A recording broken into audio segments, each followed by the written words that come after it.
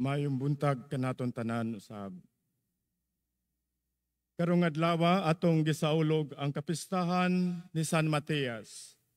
Ang apostol nga gipuli kang Judas, ang iyang gipili, nagpahinumdom kanato nga ang Ginoo padayon nga nagtawag og mga tawo aron moalagad sa iyang misyon bisan pa sa taliwala sa kasakit o kapakyasan. Sa unang pagbasa, gipakita kanato nga ang unang simbahan, uban ni Pedro, nagampo ug nangita sa kabubuton sa Ginoo.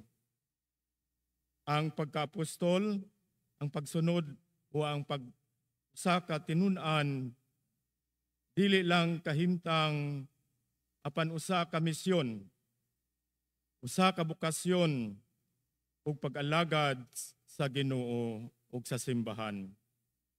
Wala magpili si Matias sa iyang kaugalingon, kundi ang Ginoo mipili kaniya pinaagi sa nagampo nga komunidad.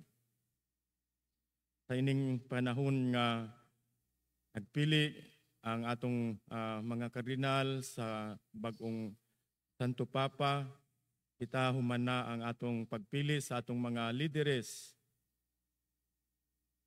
Ang atong kapistahan o ang kapistahan nga atong nadungog karon, kapistahan ni Matias, mao ang dili ang pagpili dili obra sa tawo kundi gikan sa inisyatiba sa atong Ginoo. Kani nga ini karon ang atong mga election exercise atong hinumdumon nga ini mao ang grasya nga gihatag sa ato isip mga bunyagan nga kita tanan magpili sa usa ka leader nga ang atong batayan mao ang atong Ginoo nga siya ang maayong magbalantay. Sa Ebanghelyo gisulti ni Jesus nga ang gugma maoy ilhanan sa tinuod nga pag-isip mga tinun-an. Dili kamo maoy nagpili kanako, ako ang nagpili kaninyo, ug kini ang sugo sang paghigugma ay kamo. Ang pagkaapostol mao ang pagkinabuhi o pagpangulo uban sa gugma. Busa karon pahinumdom kini nga kita usab sama ni San Matias gipili sa Ginoo aron mamahimong mga saksi sa ining kalibutan. Saksi sa atong Ginoo pinaagi sa gugma o pagkamatinud-anon o pag-alagad sa kalibutan nga puno sa pagkabahin-bahin.